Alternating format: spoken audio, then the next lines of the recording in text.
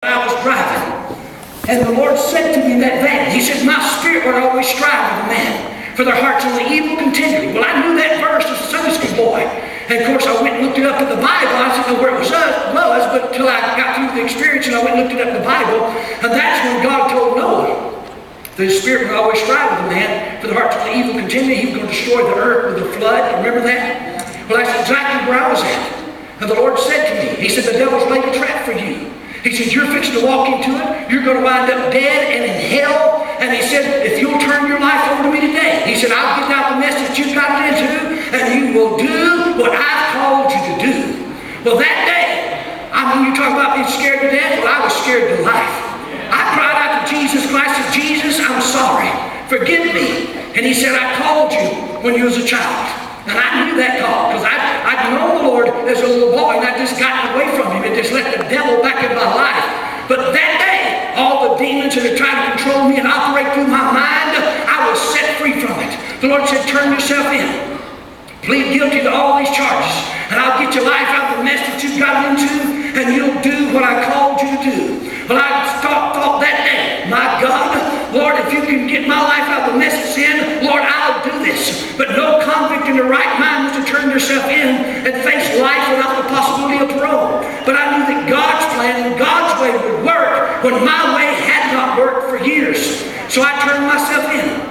Like the Lord said, went back. And it's a long story about how I got there, and I could tell story after story. Pastor Miss Annette knows I could stand here 3 hours, 4 hours and tell you stories. But one time I remember I remember the first time that Dad Hagin had invited me to speak at camp meeting. It was right here on this campus. I was an usher. I was a charter member of Rainbow Bible Church. Woo! We had one usher staff back then. Now it wasn't RMA, now it was RCA back then. But I had the privilege of being here when the church got founded. And I was escorting Granddaddy and Grandmama Hagin, around the campus. And they were showing folios, or just folios, some full gospel businessmen. You might know who they are. I don't know. And showing them around the campus, and he was going to speak that night. And they used to have satellite seminars. You remember that? And this is in February of '87, right in there. And I'm walking along behind him. And as I'm walking along, opening doors and closing them for him. And all of a sudden, he stopped right in front of me. He whirled around and he pointed his finger at me. Well, immediately, I thought, man, I am in trouble now. Because he had never done this. And I thought, well, I must not open the door. I didn't close the door. I was thinking the usher thing, they trained me well, and I done everything right. And I backed up because it startled me, when he pointed his finger at me. He said, son? I said, yes, sir. I was in fear and trembling. I said, yeah, be like Pastor Hagin pointed his finger. Ready? Yes, sir. What do you do? Freeze. I think you might lose it. That'd be the wrong step. He wasn't my God. We need to listen to those in authority. We need to submit to them. Don't get the big head and think you know it all. And you wouldn't anyway. But I remember I'm standing there. He said, son? I said, yes, sir. Yes, sir. He said, you're going to be at camp meeting 1987. I said, yes, sir. I was thinking, oh, Lord, what'd I do? What'd I do? He said, what you going to do there? I said, well, I volunteered to be an usher. I was going to graduate in May, 17th of 1987, but I'd already volunteered to come back and work the camp meeting down at the Tulsa Convention Center. If any ushers were back during that time, you remember the days we put the cots in the back there and took them out between services and worked them all. And we was happier than a hog bar and a swap to do it. I never tell you, it was the greatest honor. It was the greatest honor to be able to do something like that. Man. But he pointed at me, and I said, sir, I said, I'll be an usher. He said, what you going to be doing? I said, well, I'm an usher captain. They put me in the alcoholic section. But it was, they didn't want to deny anybody the right to come to me, thank God.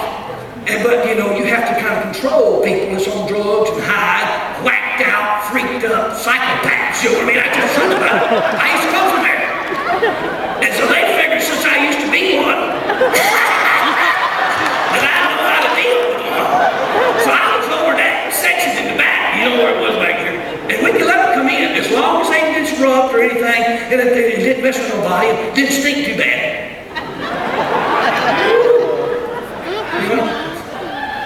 Some of them did smell bad. I mean, you could smell them, 3 sections away. And we put them way at the top up there.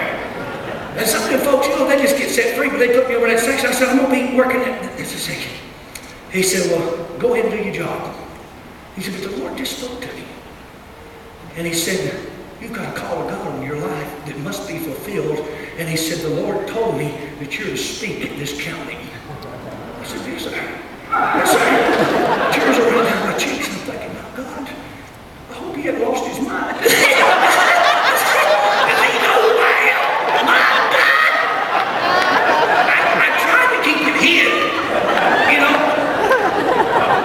I used to help take up the offerings. And I was in prison for armed robbery.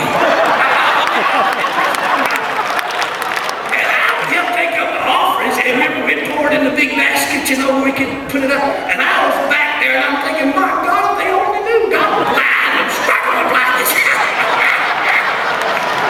Listen, I wouldn't have took a cent, because I fear God. Old time Pentecost, they put the fear of God in you. You know what I mean? Until you are possessed by the devil, then you'll get away from him. But they made lightning strike. They used to preach hell so hot that your rear end would burn.